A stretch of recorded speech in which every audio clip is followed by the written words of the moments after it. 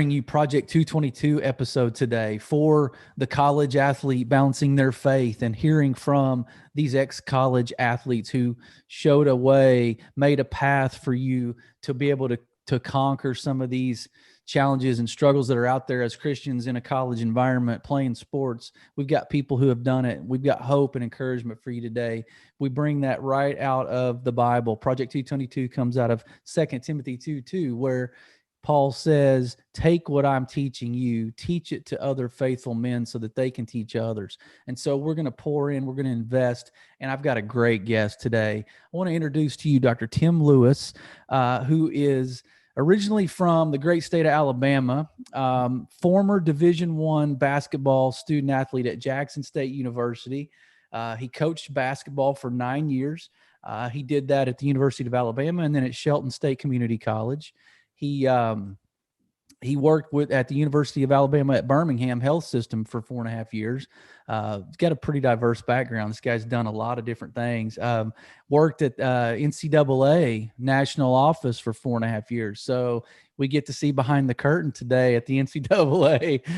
No, he's the founder of TLL Advisory Services. It's a sports consultancy company and is in the initial stages of starting a financial planning business. Like I said, this guy's done everything, and he's just got the mind, a learner. He's an entrepreneur. He's a dreamer and a builder.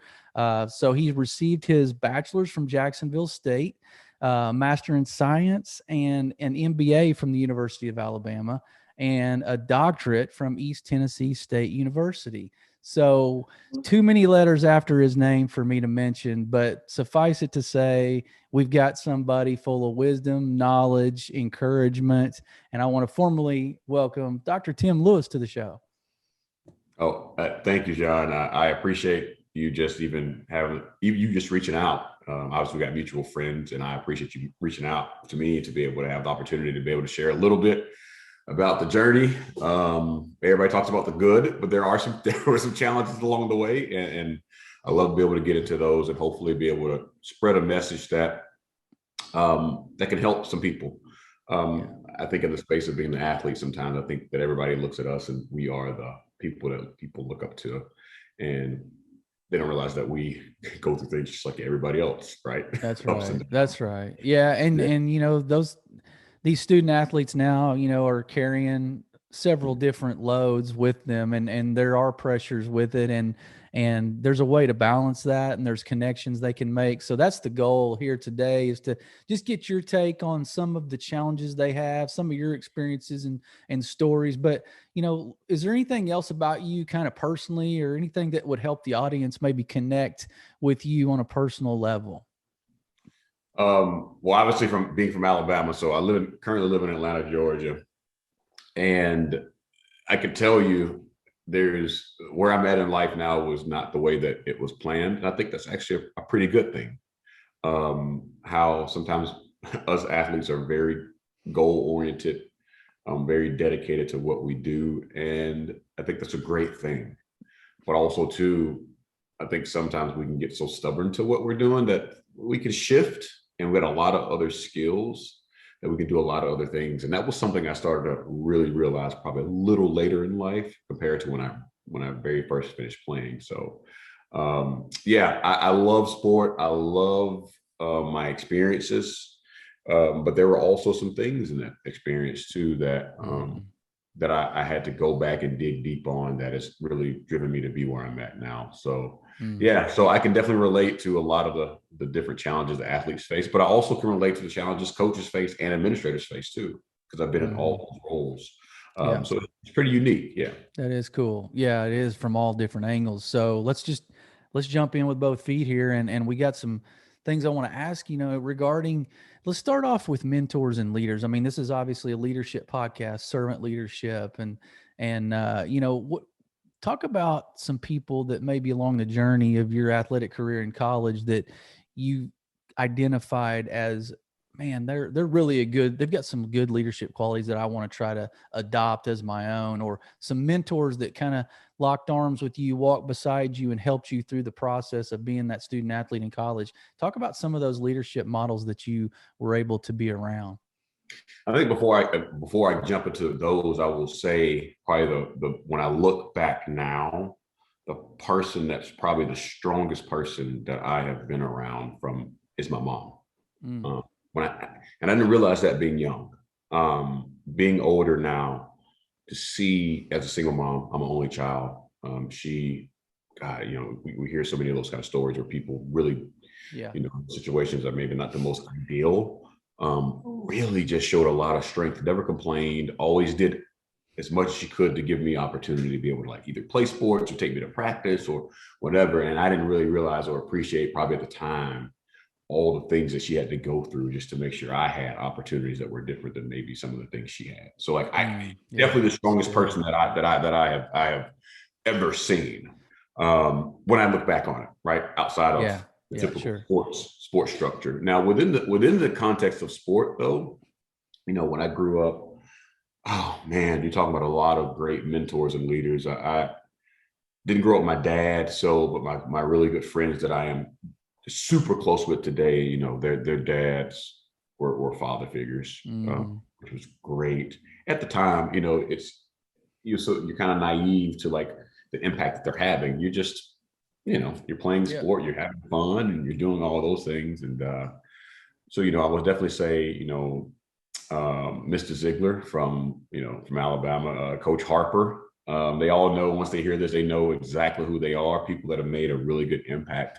I'll tell you the person that really changed my perspective, and it wasn't for them, I wouldn't be here today. And that is the Mohan family, which is I played under him in high school, but then he went to Shelton State Community College. And I followed them to Shelton State Community College. I played there before Jacksonville State. And so that's Barry Mohan and Susan Mohan. And if it wasn't for that family, that was the first time that I ever was around people in the coaching profession that actually were coaches and coaches' wives in the profession, that I really saw that true family care about their athletes, care about their grades, care about them being people, and truly agonized over when the athletes weren't doing right or if they couldn't reach them or things of that nature. And I saw that, and I saw a great husband and a great wife with the Mohans, and what they were, the epitome outside of just playing the game. Playing the game of basketball is easy. It's all the other stuff, and the becoming of a man, the leadership examples, all those things. And I saw that from Barry Mohan and Susan Mohan. Yeah. So yeah, let's go into that a little more, because it sounds like you had some good people around you, and you were at least aware enough to notice these things and gravitate toward those good people instead of just seeing them as a ride to practice or games or whatever. You kind of locked into what made them good people. So talk about qualities that maybe you brought or adopted from them that maybe you can tell a college athlete who's listening right now, like, these are the people you need to look at and gravitate toward, not the people that are standing on top of the mountain talking about how great they are, or how many likes they have or subscribers on YouTube, whatever. But tell a college student today what to look for in a good mentor or leader. I tell you, you look for somebody that challenges you, right? And I think, and not challenge you because they know everything, but challenge you to think sometimes differently or think bigger. And that it sounds very cliche, but looking back now, I remember so many examples. I'll give you one in particular. When I was in junior college, I was like a 3.3 student or something, but it was easy. And I remember Coach Mohan was like, yeah, Tim Lewis has a 3.3, but we know he could do better. And we think he is not applying himself. And in the moment, I'm like, what are you talking about? Like, what I mean? Like, but that was just an example of something based on your potential. He knew that you were underachieving. Yeah, that's good. I was underachieving, but also too, all those people that I named have a high belief in faith system. Yeah, right. Okay. Very consistent. That was not I don't know if that was the particular reason at the time, but those qualities that came from having a high belief, faith system, and they were all Christians too. They're Christians, so I think they had a nice foundation that they could not necessarily bully, the bully pit you, because that wasn't it. It was more that it was a consistent how you treat people, the kind of people that you want to be around. So yes, so I would say that you have to be really mindful who you surround yourself around. Luckily, I was around really good people that had humility. They cared about the people around them, but they also pushed you when they know that you were doing wrong or that you could be better. Yeah. And so it wasn't the type of people that we're so inundated, and this is where the athlete's a little different, is you got social media, you got so many pressures right now. They got so many pressures that I didn't have probably as many with the digital world, but you still had pressures of being around the wrong crowd or, making the wrong decision that could really impact your life. You still got those pressures now that maybe are magnified. So we had those too. Yeah. So those are some of the things. That's cool. Yeah, that's real good. What I'm hearing you say too is that these groups of coaches that were leaders and good mentors were, they kind of created that template of standards, right? That were they identified and established, and they let you know that these weren't gonna waver, right? There wasn't any negotiation. These were standards of quality, integrity, character, and that's how we were gonna carry ourselves. And that's not always welcome and received with open arms from a college aged student who's an athlete. They're not always, especially the ones that want to hold them accountable. They usually kind of stiff arm those types of mentors. But I would encourage the audience right now, like, lean into those people that are not letting you get away with certain things, right? That see a potential in you and don't let you underachieve. Like, those people are who you want to be around, not the people that are just telling you what you want to hear and the yes people that are around, right? You don't need another person hoisting you up on a pedestal. Like, we need people that are telling us the truth and are holding us accountable. So those are great examples. Speaking of just what kids are dealing with, you said it earlier, they got a lot of pressures, but what's a challenge as a Christian athlete? What is a big challenge? I know there's probably many, but something maybe you saw personally as you were going through that journey, or something that you see now that you hear about that kids, I mean, you worked for the NCAA, I'm sure you hear things. So what's a challenge for Christian athletes who balancing their faith and some of the distractions that are around them? I think it's a couple of challenges for sure, but one of the bigger ones I think you just hit on is, whatever your belief system is when it comes to that, and for Christian athletes, I would say you're going to face so much adversity, right? And having a high level of faith, you're going to face a lot of adversity on the court and off the court, or on the field or off the field, right? And so I think keeping that set of core values is really important.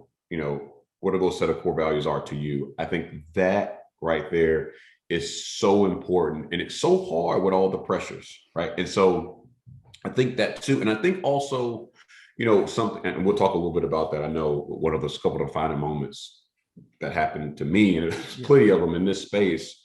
The challenge that when things go wrong, or when you do make a mistake, get up, it's going to be okay, get back on the track, get back, because it's going to happen. And so the idea of perfection right now, I think, is really hurting a lot of athletes, especially ones that have, faith-based, Christian-based athletes, because of all the pressures of trying to literally meet the demands of your sport, which is academic and athletic, trying to have some personal balance outside of that, trying to balance your family. And then you're balancing this whole digital world, expectation, body image world, what I gotta be. I think those things right now are some of the biggest challenges of literally trying to deal with all those multiple factors. And that can get you off kilter from your belief system very quickly. Yeah. Yeah, no, it does. And great point, because I'm also thinking, as you're talking, I'm thinking, man, this idea of perfection, really this myth of perfection that society's selling these kids, and they're buying it, right? So they have this expectation of themselves that they'll never live up to. So when they do make a mistake or a challenge comes that they don't handle just right, they don't own those situations. They pass blame, they avoid or run from it, or they just make an excuse as to what happened, and rather than just owning the mistake, yeah, I did it. Like, that's part of being a man. That's part of owning it as an adult. And then dust yourself off and don't make that mistake again. You learn from it.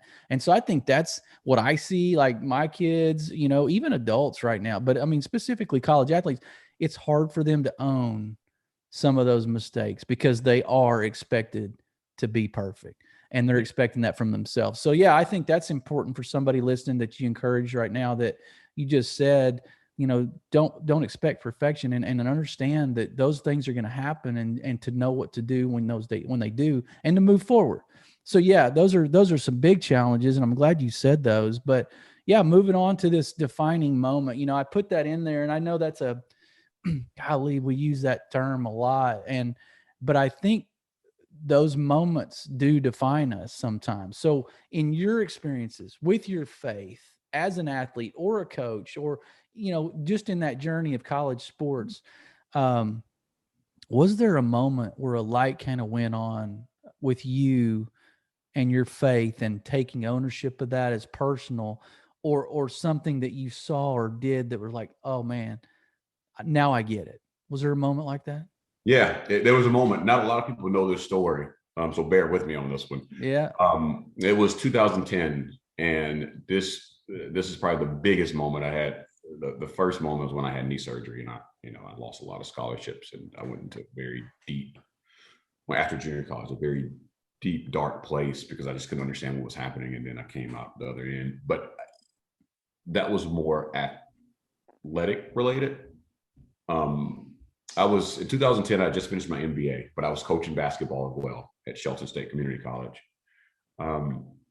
And the recession hit, the market crashed, all of that. So I was coaching, and I knew that I was still going to coach, but I was looking for some other work as well.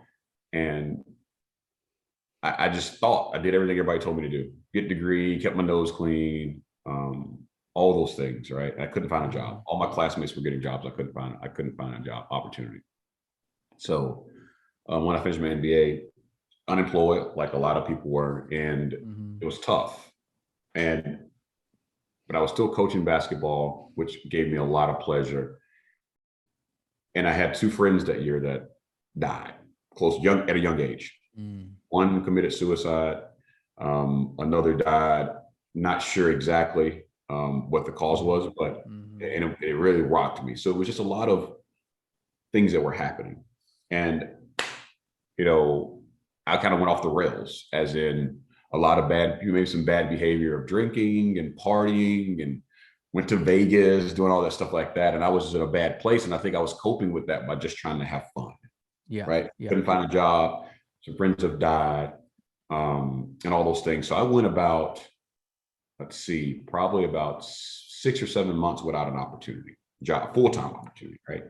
But during that time, I had a moment to where we were going to go coach a basketball game in Dallas, Texas. We were riding, it was a scrimmage. We were riding the bus from Tuscaloosa, Alabama. And my insurance had just collapsed, like as in being a former student, right? But I'm like, I'm healthy, no big deal. I mean, I was still like in a basketball mindset. And I started getting side pains. I had to get rushed to the hospital. I had to get my appendix taken out, mind you, with no health insurance. Literally just was gone like a month before. And you're just like, why could this not happen 2 months ago, right? And so that was another thing that happened. So between couldn't find a job, two friends are gone, appendix, now I got this big hospital bill. It was tough. And I was with my best friend. I was staying with him in Phoenix City. And on Halloween, we decide, hey, you know what? We had a rough year. Let's just go have a lot of drinks and just go look at people in their costumes downtown. I got behind the wheel of my car. Shouldn't have, right? Shouldn't have. Mm-hmm. On the way back, and didn't feel like I was drunk or anything. And the cop pulled me over downtown, and I wasn't swerving or anything. I just ran one of those blinking red lights. I yielded, didn't stop. Luckily, long story short, by the grace of God, he was like, "Hey, you were driving fine. Will you pull your car over here to the bank parking lot? Do you have somebody that come get you all?" And we did. We had somebody to come get us. In that moment right there, where I should have gotten a DUI, and that, after everything that happened, that was the clearest mess up I had all year. The clearest and the easiest one that could have been like, no, you're going to. I didn't get one. And in that moment right there, I woke up the next day. I said, somebody or something was looking out for me. It says, Tim, okay, like enough pity for yourself. Like, get back on the track. Within a month, I had 5 job offers because I started to have that faith that I had lost. Wow. I started my faith was tested in such a way Yeah. That it had never been tested before. Nobody knew. Only a couple people in the world knew this, how at the very bottom of the barrel I was. Yeah. And that was from being an athlete, from all those things, all those years of just being able to overcome through the sport. I was having a hard time dealing with some of the adversity that life was putting me, even though I was still coaching. Right. And so that was the moment that I looked up and said, okay, I got you. I hear you now.